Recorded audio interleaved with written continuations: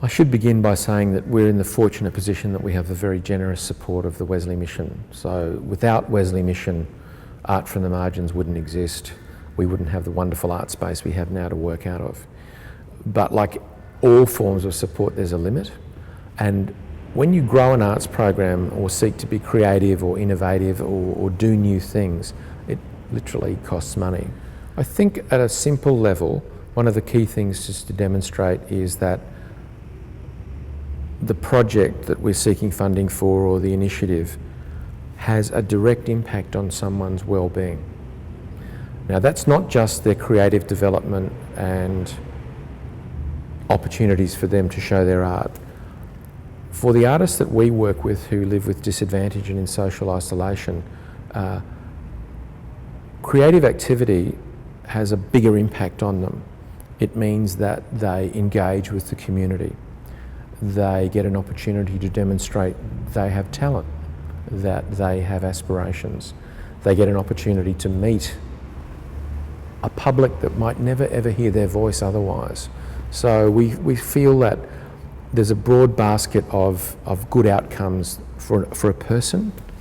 It's very hard to demonstrate it quantitatively. It's not like trialling a new medication that brings about a 70% reduction in blood pressure problems. We can't say that 73% of people who do our program end up with better mental health or feel less isolated. But what we see is that they tell us of the positive effects of what we're doing.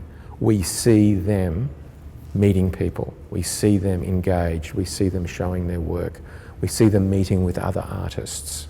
And I guess what we most value is we see them being accepted into a broader artistic and cultural world that otherwise they might not have access to.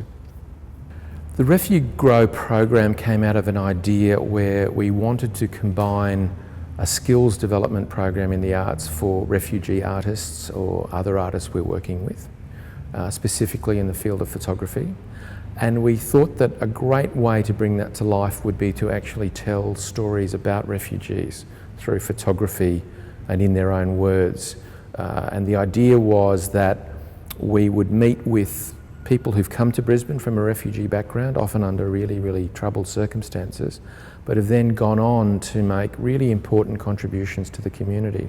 And we thought through that story what we'd be able to do is to bring to life that not only do these people overcome great adversity and great personal tragedy to build a new life, they actually make a contribution to our lives, and that rather than being portrayed as a burden or a negative impact on society, which is very much the kind of chatter that we hear in the media, we thought it was really important to tell these stories that are all about positives and about contributions and about people achieving.